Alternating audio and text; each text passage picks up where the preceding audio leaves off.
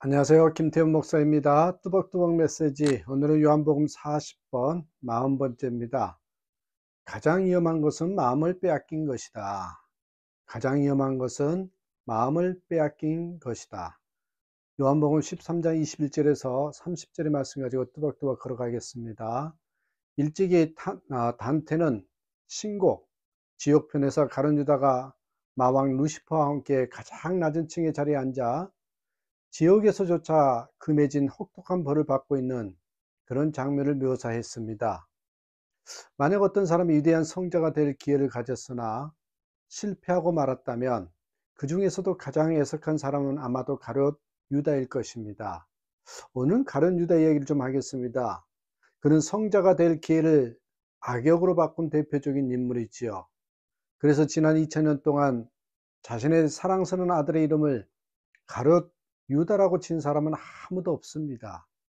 마찬가지로 우리는 성경을 읽어 내려갈 때 가룟 유다와 자기 자신을 동일시하려고 하지 않습니다. 성경을 읽다 보면 예를 들어 아브라함을 공부하게 되죠. 그러면 우리 모두가 아브라함입니다. 그러면 아멘 그러죠. 아브라함과 함께 복을 받으십시오. 그러면 아멘 합니다. 모세를 공부하고 여호수아를 공부해도 마찬가지입니다. 여러분 모두 여호수아 같은 인물이 되십시오. 아멘 합니다. 그런데 가룟 유다를 공부하면서 우리 모두가 가룟 유다가 될 수 있습니다 라고 얘기하면 아멘 하기가 참 쉽지 않습니다. 오늘 보면은 세족식 후에 성김의 도를 말씀하시고 예수님은 민망한 마음으로 너희 중에 하나가 나를 팔리라고 21절에서 말씀하시죠. 그때 묘한 분위기가 형성되면서 제자들이 서로 보면서 과연 누가 예수님을 팔까 의심했습니다. 그때 예수님의 품에 의지해 누운 사도 요한에게 베드로가 머리짓을 해서 누가 예수님을 팔 것인지 물어보라고 하지요. 사도 요한이 예수님의 가슴에 그대로 의지해서 물었습니다. 주님, 누가 주님을 팝니까? 그때 예수님이 26절에서 내가 한 조각을 찍어다가 주는 자가 그니라 라고 그렇게 말씀하고 곧 한 조각을 찍어서 가룟 시몬의 아들 유다를 주셨습니다. 그때 사단이 그 속에 들어가자 예수님이 말씀하셨습니다. 네 하는 일을 속히 하라. 그때 나머지 제자들은 무슨 일을 하라고 하는지 잘 알지 못하고 유다가 돈꾀를 맡았기 때문에 명절에 쓸 물건을 사라는 것인지 아니면 가난한 자들에게 무엇을 주라고 하는 줄로 그렇게 생각을 합니다. 반면에 가룟 유다는 주님이 이미 자신의 주님을 팔려고 하는 그 마음을 알고 있다고 감지하죠. 그래서 더 이상 그 공동체에 있을 수 없었습니다. 그래서 주님이 주신 조각을 받고 밤에 나갔습니다. 12명의 핵심 제자가 모인 곳에서 홀로 다락방으로 나가는 유다의 모습을 한번 상상해 보십시오. 얼마나 비참한 모습입니까? 창조적인 고독은 괜찮습니다. 그러나 여러분 가룟 유다처럼 영적인 왕따가 되지는 마십시오. 이왕이면 인생을 살아갈 때 주님을 위해서 주류 인생이 되십시오. 어떻게 가룟 유다의 삶을 피하고 역사와 사회를 의롭게 선도하는 주류 인생을 살아갈 수 있을까요? 남을 이롭게 하는 그런 삶을 살 수 있느냐는 겁니다. 무엇보다도 중요한 것은 여러분 자기 공로 의식을 버려야 합니다. 주님의 공로는 팽개치고 자기 의만 드러내면 바리새인이나 가룟 유다가 될 수 있습니다. 하나님의 은혜에 견주면요 자신의 공로는 사실은 부끄러운 공로입니다. 그러므로 일할 때마다 주님이 주신 은혜를 깊이 생각하면서요 충성할수록 더욱 겸손해지고 자신이 제일 헌신하지 않는 자라고 그렇게 생각을 하면서 살아야 됩니다.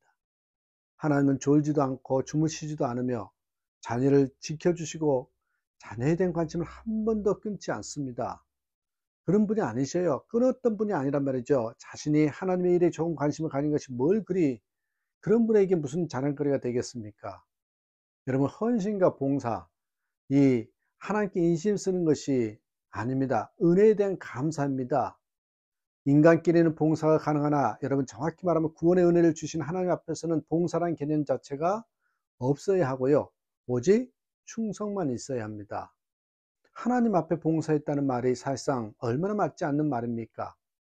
봉사란 아무것도 얻지 않고 거저 주는 것입니다. 그런데 우리는 구원의 은혜를 받아서 영생을 얻었고 수많은 축복을 덤으로 얻었잖아요. 결국 하나님 앞에서 여러분 봉사란 말은 맞지 않는 말입니다. 더 나아가서 자신의 봉사가 하나님 앞에 무슨 큰 봉사가 되겠습니까?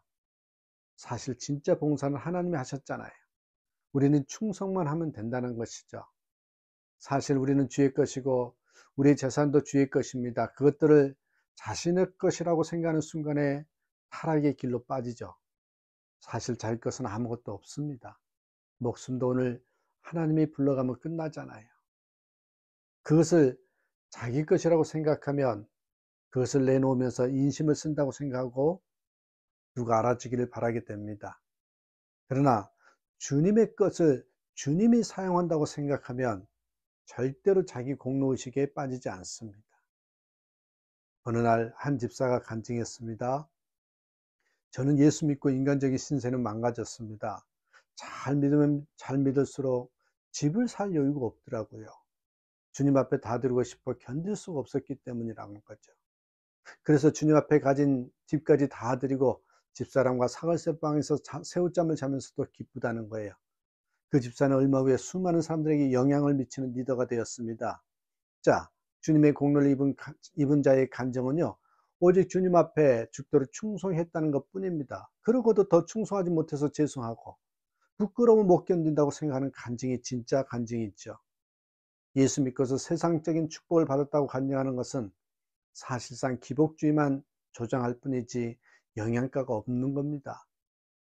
그런 축복은 불신자도 얼마든지 있습니다. 자기 공로의식은 가룟 유다의 길로 가게 할 수 있음을 명심하시고요. 아무 공로의식 없이 감사하고 헌신함으로 교회와 사회 또 역사의 주인생이 되십시오. 말씀을 마칩니다.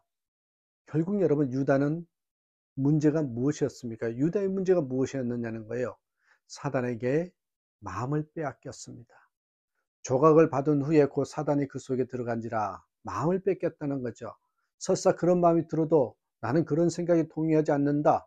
나는 버려진 몸이 아니라 버려졌기에 서로 빚어진 몸으로 될 수 있다. 그렇게 해야 되는 거잖아요. 물을 엎질러 줬으면 빈 그릇에 더 좋은 것을 담으면 되지 않습니까? 주님은 얼마든지 새롭게 채우시는 분이잖아요. 지금까지 주님의 마음을 아프게 해결해 드렸다고요? 이제부터 해드리면 되잖아요, 기쁘게. 그래서 어리석은 마음에 스스로 망가뜨린 사람이 아니라 조각난 마음도 새롭게 고치고 빚고 만들어 가심으로 바울 사도처럼 교회를 핍박하고 교회를 망가뜨린 사람이 아니라 오히려 교회의 중요한 축이 되시고 주님 앞에 귀한 제자로 우뚝 선 것처럼 우리 모두가 다 주님 앞에 존귀한 백성, 소유된 백성, 보배로운 백성으로서의 아름다운 이름과 더불어 이름에 걸맞는 모든 유업을 누리는 성도가 되시길 바랍니다. 결국 유다의 문제는 그 자리를 떠난 것입니다. 주님에게서 멀어졌습니다. 하지만 그건 해결책이 아닙니다. 오히려 문제만 더 악화시킬 뿐입니다. 이게 바로 사탄의 계략입니다. 여기에 속지 마십시오. 오늘도 사탄은 끊임없이 우리 가운데 실패의 마음과 자괴감을 불어넣습니다. 부정적인 생각을 넣어줍니다. 두려운 마음을 심어줍니다. 미움과 갈등과 원망을 심어준단 말이죠. 사단을 향해서 우리가 그때 마음의 문을 열고 있으면 이런 마음들이 물밀듯이 밀려옵니다. 그러나 우리 주님께서는 성령 하나님을 통해서 이 밝고 건강한 생각, 거룩한 마음, 사랑과 친절의 마음을 우리에게 부어 넣어 주십니다. 그러므로 여러분 성령을 향해서 마음문을 열고 있으면 이런 귀한 마음들이 우리를 찾아오게 됩니다. 그러므로 언제든지 중요한 것은 예수님 앞을 떠나지 마십시오. 여러분 그런 생각이 들어올 때 예수님의 이름으로 내가 명하노니 물러갈지라 라면서 선포하고 나아가야 합니다. 절대로 마음을 사단에게 주는 그런 일이 없도록 다시 한번 주님 앞에 결단하고 오직 주님만 바라고 나아가는 저와 여러분 되시기를 주님의 이름으로 축복합니다. 감사합니다.